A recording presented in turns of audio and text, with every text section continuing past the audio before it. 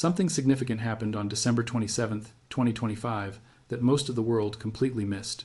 While the majority of the population was preoccupied with holiday shopping, end-of-year celebrations, and the noise of the mainstream media, silver quietly crossed the $80 mark, $80 per ounce. To the casual observer, this might look like a simple commodity rally, a temporary spike driven by short-term speculation. But if you understand the deep architecture of global finance, you know that this number is not just a price, it is a siren. It is a historical marker indicating that the current monetary era has reached its logical conclusion. For months, we have been tracking the structural decay of the global financial system. We have documented the progression through various stages of economic instability, observing how patterns from the past are repeating with chilling precision. Now, as we stand on the threshold of 2026, the data suggests we are entering what economic historians call the climax phase of an 80-year monetary cycle. That $80 milestone is the market sending a clear signal that the underlying mathematics of the debt-based system are finally breaking. Think of this price point as the moment the markets officially acknowledge what monetary historians have been warning about for decades. We are no longer moving toward a crisis. We are inside of it. In this analysis, we are going to look past the daily fluctuations of the stock market and dive into the fundamental forces driving this transition. This is not about getting rich quick or chasing the latest investment fad. This is about understanding a profound restructuring of how money works in the modern world. Before we proceed, it is essential to state clearly that this is not financial advice. I am not a licensed financial advisor. What I am sharing with you is historical analysis, pattern recognition, and economic research. My goal is to provide you with the framework necessary to understand these complex shifts so you can make informed decisions for yourself. Why should a man in 2026 care about an 80-year cycle? Because history shows that every time we reach this point, the rules of the game change. Picture a chart showing every major monetary collapse in American history. From the continental currency in 1781 to the greenback crisis of 1865 and the Bretton Woods Agreement in 1944, each period was defined by massive debt, a loss of currency confidence, and a fundamental reset of the system. Exactly 80 years after the last great restructuring, we find ourselves at the same crossroads. The $80 price tag on silver is the first domino to fall in what will likely be the most significant economic transformation of our lives. Stay with me as we decode the geometry of history and look at the evidence that the Great Reset of 2026 has already begun. To understand why 2026 is so pivotal, we must look beyond the immediate headlines and examine the deeper rhythms of human history. History is not a linear march of progress. Instead, it moves in cycles, much like the seasons of a year. This concept was most famously articulated by historians William Strauss and Neil Howe in their research on the Four Turnings. They observed that throughout Anglo-American history, society moves through a complete cycle spanning approximately 80 to 100 years. The Romans called this period a saeculum, which represents the length of a long human life. Within each 80-year saeculum, there are four distinct phases, or turnings, each lasting roughly 20 years. The first turning is a high, a period of strengthening institutions and collective confidence following a major crisis. The second is an awakening, a time of cultural and spiritual upheaval where the established order is challenged. The third is an unraveling, characterized by weakening institutions, rising individualism, and a decay of social trust. Finally, we reach the fourth turning. This is the crisis phase. It is a period of total upheaval where the accumulated tensions of the previous 60 years reach a breaking point, forcing a fundamental restructuring of the entire social and financial order. What is remarkable is how consistently these cycles align with the history of the United States. If we look back, we see that every 80 years, like clockwork, America has faced a total transformation of its monetary system. We are currently living through the climax of the fourth turning that began with the global financial crisis of 2008. We have moved through the initial shock, the period of false stability, and the intensifying polarization. Now, as we enter 2026, we have reached the transition point where the old system can no longer be sustained. The reason this cycle is so powerful is because it is driven by the human life cycle and the transition of generations. Each generation reacts to the world created by their parents, and by the time 80 years have passed, the direct memory of the last great crisis has faded. This lack of lived experience allows the same institutional mistakes and the same debt traps to be repeated. We are currently 82 years removed from the Bretton Woods Agreement of 1944. We are 161 years removed from the end of the Civil War. We are 245 years removed from the collapse of the continental currency. The math of history is whispering to those who are willing to listen. Each of these 80-year markers represents a moment when the existing financial contracts of society were torn up and rewritten. Silver at $80 is not just a market price. It is the physical manifestation of the end of the third turning and the beginning of the ultimate resolution. In this phase, the complexity of the global debt market becomes too great for central banks to manage. The institutions that people once trusted to maintain the value of their labor are found to be hollow. This is why understanding the 80-year saculum is vital. It allows you to see the current chaos not as a series of random events, but as a predictable and necessary part of a historical process. We are now standing at the edge of the reset. To see where we are going, we must first look back at the first great monetary collapse of the American experiment. In the late 1770s, the Continental Congress faced a problem that would look very familiar to policymakers today.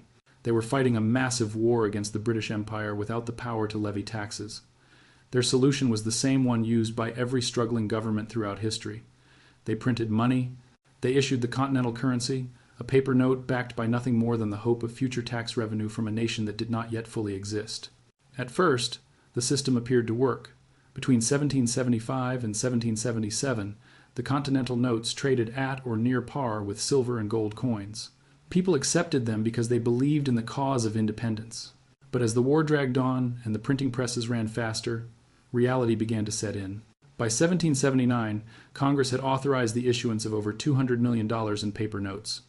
The supply of currency far outpaced the actual goods and services available in the economy. The result was a total collapse of purchasing power.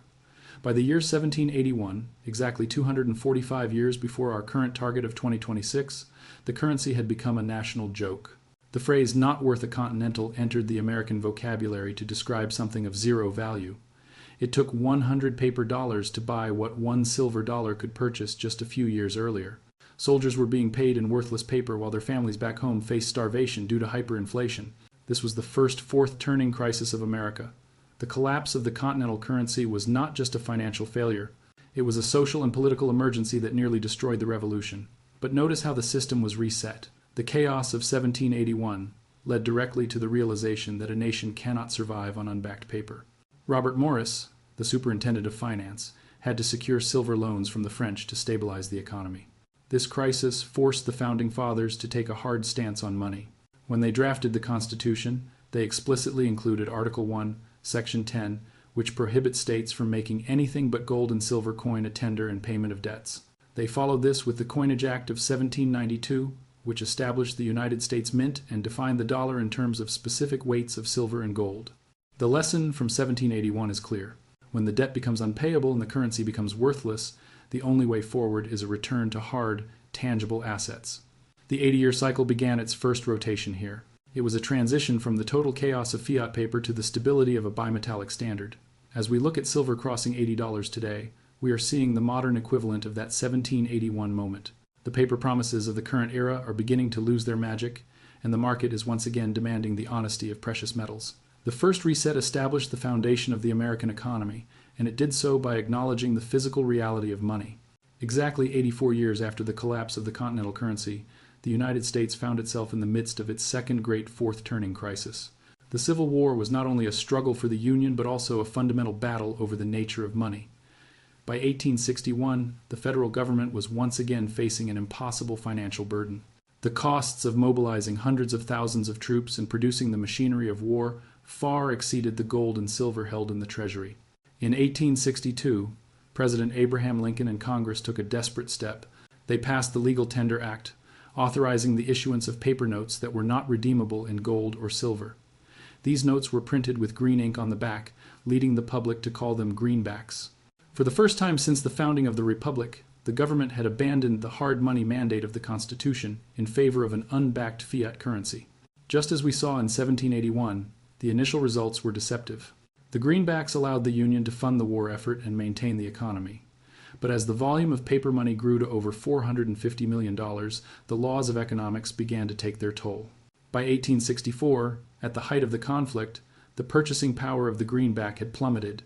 It took 258 paper dollars to buy the same amount of goods that 100 gold dollars could purchase.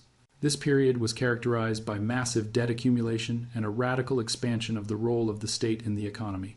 Private citizens watched as the value of their savings was eroded by the hidden tax of inflation. However, the 80-year cycle once again moved toward a resolution. After the war ended in 1865, the nation faced a decade of intense political debate. One side wanted to keep the easy money of the greenbacks flowing, while the other side, the proponents of sound money, demanded a return to the gold standard to restore national credit. The climax of this crisis came with the Resumption Act of 1875. The government committed itself to making all paper currency redeemable in gold by January 1st, 1879. This was a painful but necessary restructuring. It required years of fiscal discipline and a contraction of the money supply, but it successfully restored the dollar to a position of strength. By the time convertibility was restored, the greenback was once again trading at par with gold.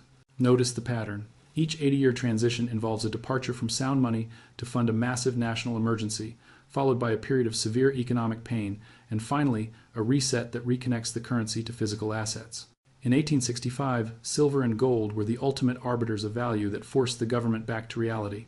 Today, as we watch silver climb toward $80, we are witnessing the same tension between paper promises and physical limits. The greenback crisis taught us that you can print currency, but you cannot print value. As we enter 2026, we are approaching the moment where the modern version of this story must find its conclusion. As we move another 80 years forward from the end of the Civil War, we arrive at the third great fourth turning crisis in American history. By 1944, the world was engulfed in the total destruction of World War II. The global financial system had already been shattered by the Great Depression and the abandonment of the classical gold standard in the early 1930s. It was a time of unprecedented debt, massive government intervention, and a total loss of international monetary stability. In July 1944, as the tide of war began to turn, representatives from 44 Allied nations gathered at the Mount Washington Hotel in Bretton Woods, New Hampshire.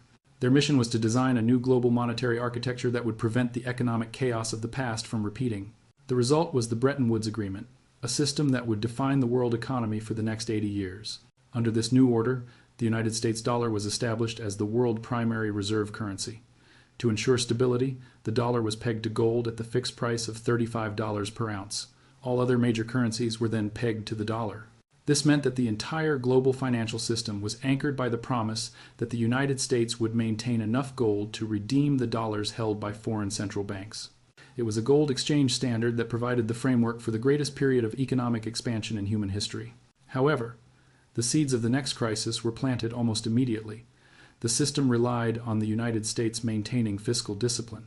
But by the late 1960s, the costs of the Vietnam War and the expansion of social programs led to massive deficit spending. The United States began printing more dollars than it had gold to back them. Foreign nations, led by France, began to lose confidence and demanded their gold back. The climax of this era arrived on August 15, 1971. President Richard Nixon, facing a run on the gold vault, officially suspended the convertibility of the dollar into gold. This event, often called the Nixon shock, ended the Bretton Woods system and ushered in the era of pure fiat currency. For the last 54 years, the world has operated on a system of floating exchange rates, backed by nothing but government decree. If we apply our 80-year cycle to this timeline, adding 80 years to 1944 brings us exactly to the window of 2024 and 2025. We are now living through the end stage of the system created at Bretton Woods. The $35 gold anchor is a distant memory, and the current debt levels would have been unthinkable to the architects of that 1944 agreement. Silver reaching $80 in late 2025 is the market final verdict on the fiat experiment that began when the gold window was closed.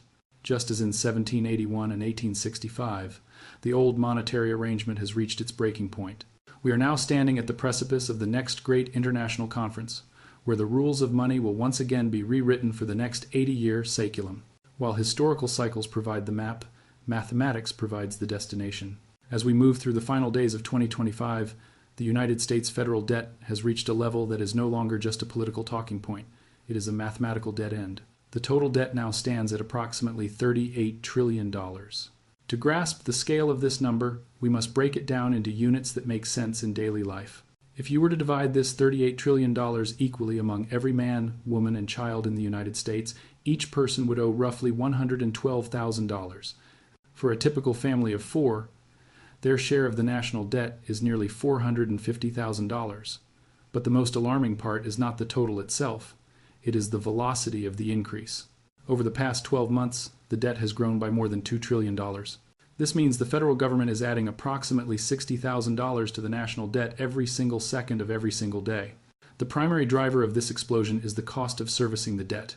For decades, the United States enjoyed historically low interest rates, which made carrying large amounts of debt feel manageable. However, that era has ended. In 2025, interest payments on the national debt reached nearly $1 trillion. This is a staggering milestone.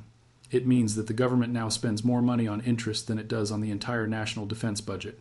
$1 trillion is being funneled to bondholders every year just to keep the lights on, without paying back a single cent of the principal. The average interest rate on federal debt has more than doubled in a very short period. When you are dealing with $38 trillion, every single percentage point increase in interest rates adds nearly $400 billion to the annual deficit. This creates a feedback loop known as a debt spiral.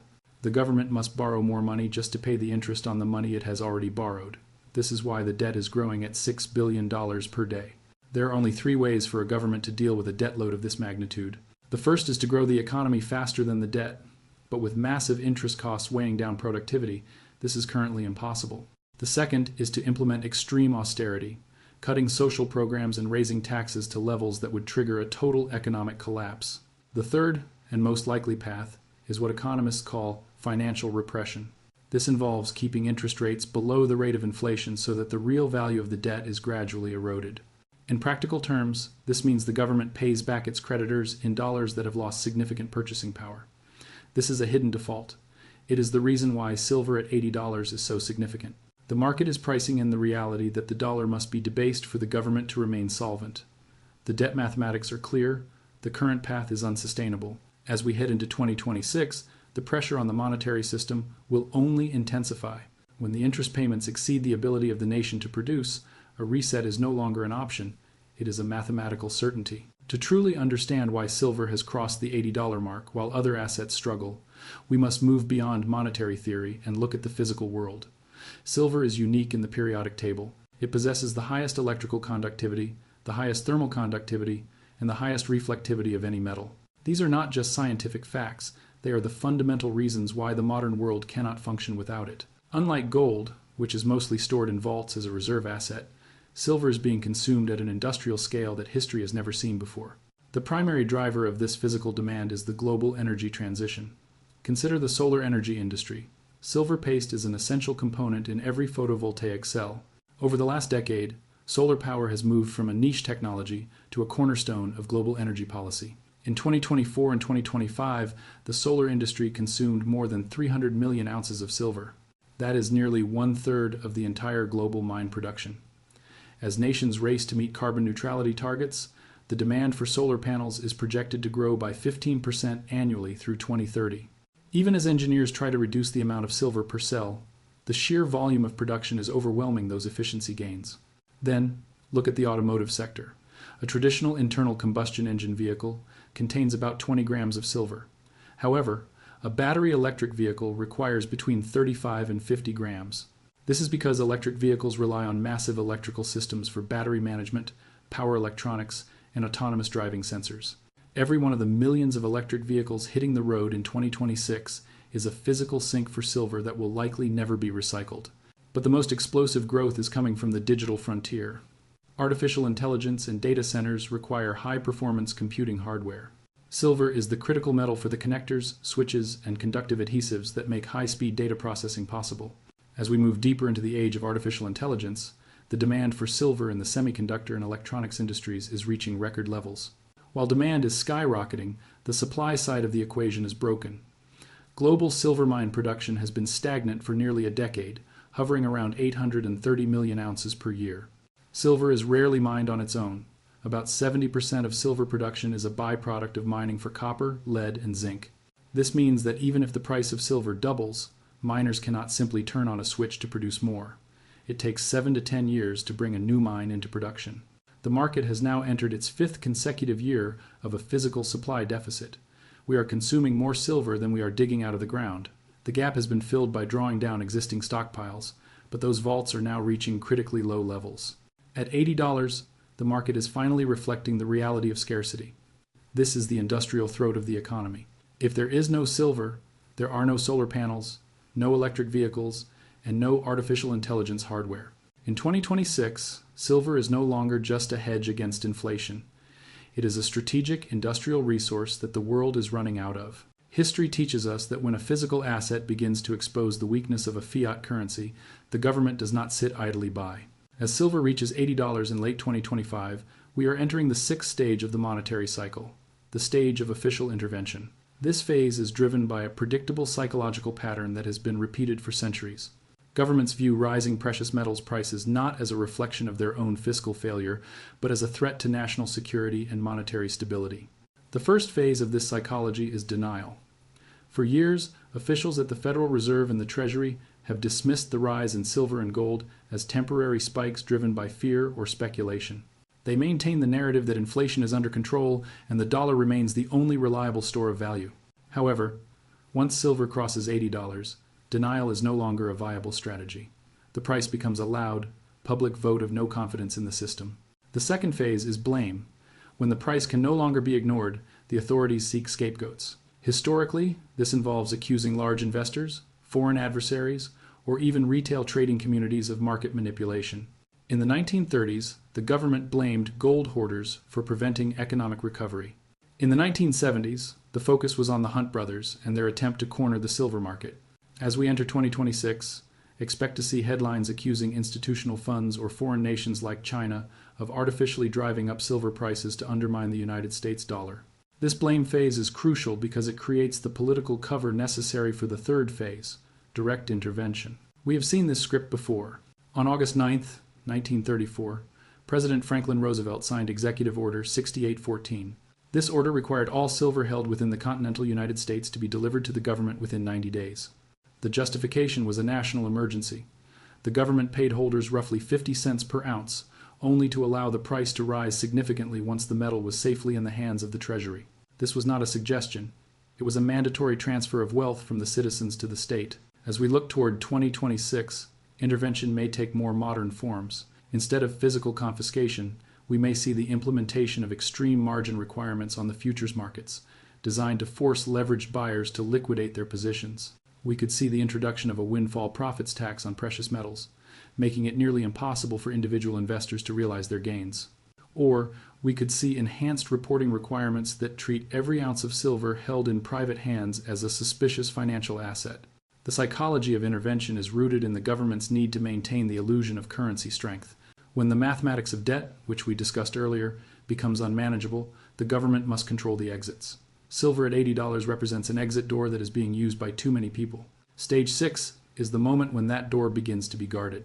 Understanding this pattern allows you to see government actions not as random regulations, but as a systematic attempt to protect the failing fiat architecture. The climax of the 80-year cycle is always marked by a struggle between the freedom of hard assets and the control of the state. As we move from the volatility of late 2025 into the reality of 2026, the question is no longer if the system will reset, but what form that reset will take. The 80-year cycle suggests that we are at a point of no return. Based on current policy shifts and historical precedents, we can identify a framework for the transition that is now unfolding. This is not a single event, but a series of structural upgrades to the global financial architecture that will change the nature of money forever. The first component of this framework is the emergence of Central Bank Digital Currencies, or CBDCs. As 2026 begins, over 90% of the world's central banks are in advanced stages of pilot programs or full implementation. The goal is to replace the aging plumbing of the commercial banking system with a direct, programmable link between the central bank and the individual citizen. This is the ultimate tool for financial repression. A CBDC allows for real-time monitoring of every transaction, the ability to implement negative interest rates directly on savings, and even the power to make money expire if it is not spent. It is a system of total control designed to manage the debt crisis by forcing capital to stay within the digital walls of the state. The second component is the revaluation of hard assets. Historically, when a fiat currency reaches its mathematical limit, the government must find a way to recollateralize the system. In 2026, we may see the introduction of a new international reserve asset, possibly administered by the International Monetary Fund, that includes a basket of commodities. Gold and silver will likely play a central role in this new anchor. At $80, silver is signaling that it is being priced as a strategic reserve metal rather than just an industrial commodity. A formal revaluation could see the price of silver and gold set significantly higher to account for the trillions of dollars printed over the last decade. This would allow central banks to repair their balance sheets by marking their physical holdings to a much higher market value. The third component is the transition to a multipolar monetary world. The era of total dollar hegemony, which began at Bretton Woods in 1944, is giving way to a more fragmented landscape. The BRICS nations, led by China and Russia, are actively building alternative payment systems that bypass the SWIFT network. By 2026, a significant portion of global trade, particularly in oil and strategic minerals, will be settled in non-dollar currencies or new digital trade units backed by commodities. The timeline for 2026 will likely follow a quarterly progression of increasing intensity. The first quarter will focus on narrative management and the introduction of emergency digital protocols. The second quarter, as federal budget pressures peak, may see the first official discussions of a new international monetary conference. The third quarter could bring significant volatility in the bond markets as investors demand a new settlement. And by the end of 2026, the framework for the new monetary order will be largely in place. The Great Reset is not a conspiracy. It is a structural necessity for a system carrying $38 trillion in debt. Silver at $80 is your confirmation that the old world is fading and the framework for the new one is being activated. As we conclude this analysis of the 80-year cycle and the unfolding crisis of 2026, it is important to remember that every ending is also a beginning. Throughout this journey, we have examined the mathematical failure of debt, the industrial necessity of silver, and the historical patterns that guide our movement through the fourth turning. While the transition period is often marked by volatility and uncertainty, the goal of understanding these patterns is not to foster fear, but to build resilience. History shows that those who recognize the change before it becomes obvious to the masses are the ones who not only survive but prosper in the new normal. The period following a major monetary reset has traditionally been one of profound renewal. After the collapse of the continental currency in 1781, the United States entered a phase of constitutional stability and economic foundation building. After the Civil War and the Greenback crisis, the nation underwent the Second Industrial Revolution, creating a level of wealth and technological progress previously unimagined. And after the Bretton Woods Agreement in 1944, the world experienced a golden age of middle-class growth and global trade. The reset is the process by which society clears away the unpayable debts and failed policies of the past to make room for the innovations of the future. In the coming years, the definition of wealth will likely shift from paper claims and digital promises back to tangible reality. Prosperity in the post-2026 era will be defined by ownership of productive assets, strategic commodities, and specialized knowledge. Silver, which we have seen reach $80, represents more than just a hedge. It represents a bridge between the old world of fiat debt and the new world of high technology and sound money.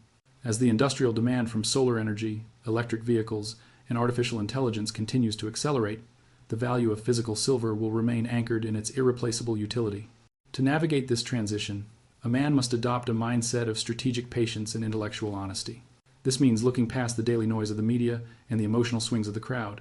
It means understanding that the institutions we were taught to trust are themselves subject to the laws of history and mathematics.